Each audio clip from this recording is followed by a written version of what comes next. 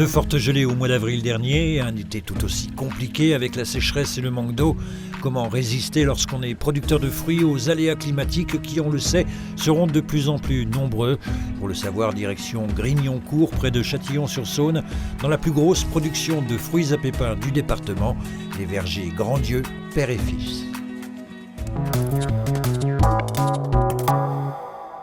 On a une fleur qui est plus si blanche, on voit bien qu'elle est brûlée. Hein.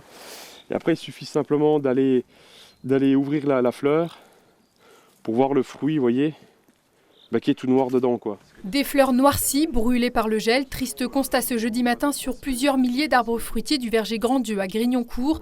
Les gelées de ces 3 dernières nuits, en particulier la dernière où la température est descendue à moins 6 degrés, ont été dévastatrices, et ce malgré les 250 brûleurs, le dragon de brouillard et les 7 personnes mobilisées.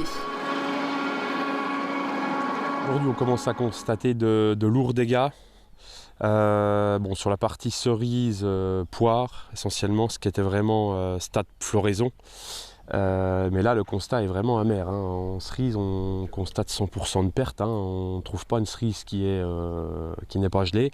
Et poire, j'étais encore confiant hier. Et là, tout doucement, en ouvrant un petit peu les fleurs, on voit bien que la perte n'est pas loin des 100% aussi, quoi. Donc ça, c'est une parcelle de poire qui était très très prometteuse. De l'art au sweet, c'est une nouvelle variété qui était vraiment sympa. Et malheureusement, ces arbres, ils ont 5 ans et on n'a fait aucune production dessus. Un nouveau coup dur, car en 2021, déjà, la production avait été fortement touchée. Un tiers de la récolte habituelle, tous fruits confondus, avait pu être sauvé. Pour espérer couvrir les charges et rentrer dans ses frais, le producteur doit récolter cette année 200 à 250 tonnes de fruits.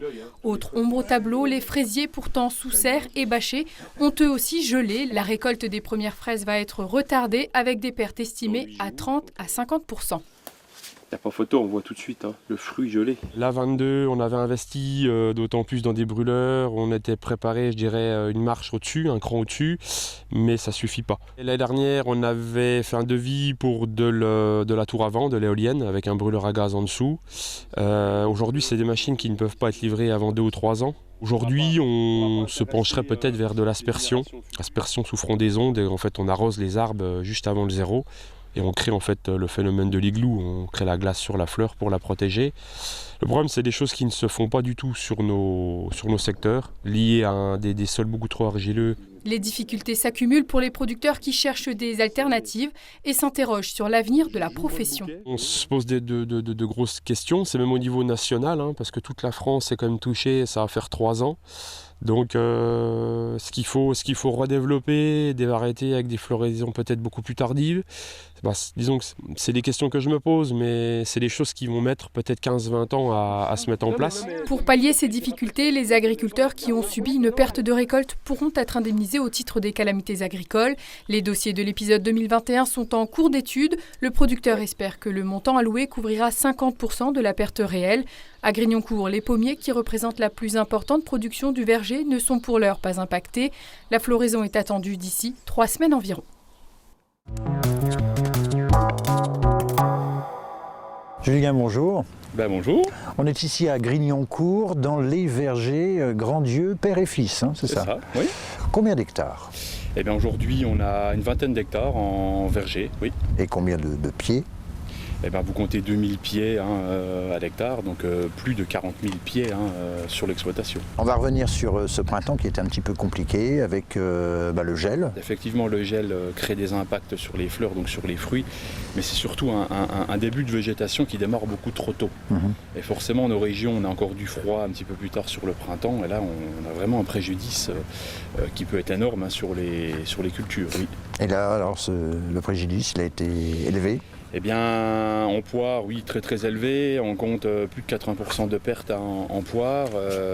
En pomme, c'est un peu plus mitigé. On voit derrière nous, il y a des variétés qui sont bien, qui sont mieux sorties que d'autres. Donc je pense qu'on est entre 50 et 60% de récolte pour cette année, quoi. Donc là encore, on est encore impacté sur les rendements, sur les volumes de pommes récoltées. À cause de la sécheresse. Et bien sûr, voilà, un renfort de cette problématique avec la sécheresse. Donc là, on cumule les problèmes climatiques Et là, ça devient vraiment très compliqué, voire trop compliqué. Voilà. Faut savoir que la sécheresse, moins de pommes dans les arbres liés au gel, on aurait pu prétendre à des fruits plus gros en calibre, donc rattraper un petit peu des rendements, mais là non, ça le fait plus. Et le manque d'eau, bon, quelques averses qui arrivent, mais trop tard, je dirais trop tard pour les variétés au moins de précoce cette saison, quoi. Ouais. Il y a eu les guêpes aussi qui vous ont bien ennuyé cet été. Alors après on pense pas, mais il y a, par rapport à ces problèmes climatiques, ces réchauffements, des problèmes indirects liés au développement des insectes, notamment les guêpes. On voit les populations augmenter ces dernières années, pas assez de froid l'hiver, donc on n'arrive pas à éliminer une partie de ces insectes. Et là vraiment un développement très très fort cette année. Et il y a des variétés où on laisse 50% des pommes par terre, quoi, parce qu'elles sont piquées par les guêpes et un petit point de piqûre, puis une évolution vers de la pourriture, on ne peut plus rien en faire, quoi, même pas de la transformation. Donc je pense que nos métiers deviennent très compliqués par rapport au réchauffement climatique et tout ce qui est indirect par rapport à ces réchauffements. Il faut savoir que le poirier démarre 8 jours avant la pomme.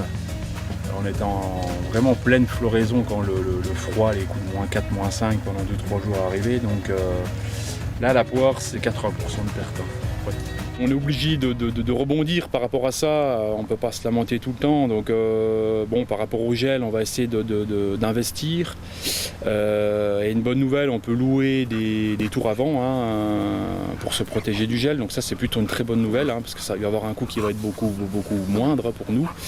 Des investissements sur de l'aspersion sous frondaison, ça c'est de l'aspersion pour protéger du gel aussi. Vous savez, ça fait la glace autour des fleurs, donc ça c'est une des meilleures méthodes de lutte contre le gel. Et c'est valable dans nos régions? Alors c'est très valable, le problème c'est qu'il y a une très grosse consommation d'eau.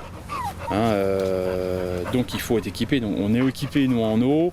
Donc on va essayer de faire un projet mais qui sera limité que sur 4-5 hectares. Donc on va essayer de protéger les variétés les plus sensibles au gel. Et un projet là tout nouveau, tout neuf, où je crois c'est vraiment de créer vraiment un ombrage sur certaines variétés qui sont très sensibles. Je pense surtout à par exemple la poire conférence. Une poire qui se comporte très mal avec des fortes UV, des fortes chaleurs. On a du folletage, donc le feuillage devient tout noir.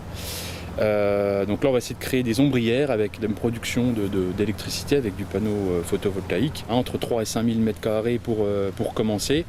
Et bien entendu il va y avoir des constats de fait au bout de quelques années, voir comment la culture se comporte en dessous. Ça coûte quand même. Oui. Au niveau trésorerie, c'est déjà compliqué. Bien, on a subi quelques années difficiles. On essaye de remonter les bras, de remonter les manches, de faire tout ce qu'on peut. Je pense qu'on a encore de l'avenir. Il ne faut pas non plus noircir le tableau tout le temps, mais c'est vrai que financièrement, ça devient et ça va être très compliqué. Donc je pense qu'il faut savoir rebondir intelligemment, rapidement et rester positif malgré tout.